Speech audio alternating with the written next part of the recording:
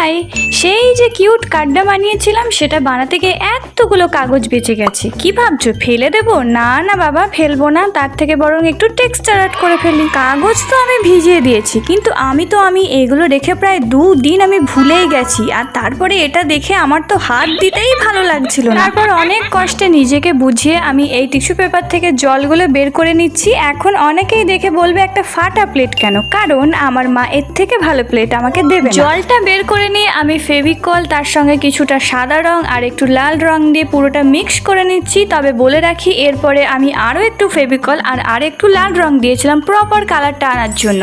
তারপর একটা heart shape করে নিয়েছি আর তার মধ্যে আমি এটা বসাতে শুরু করে দিয়েছি।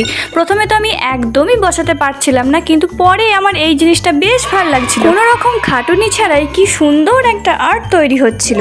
এই হার্টটা কমপ্লিট হওয়ার পরে আমার কাছে প্রচুর এই জিনিসটা বেঁচে গেছিলো, তাই আমি আরও অনেক ছোট্টখাট্টো হার্ট বানিয়ে নিয়েছি। হার্ট তো বানিয়ে নিয়েছি, বাট এগুলোকে দিয়ে বানাবো কি সেটাই তো মাথায় আসছিল না। কি বানানো যায় বলো তো, কমেন্টে জানাও।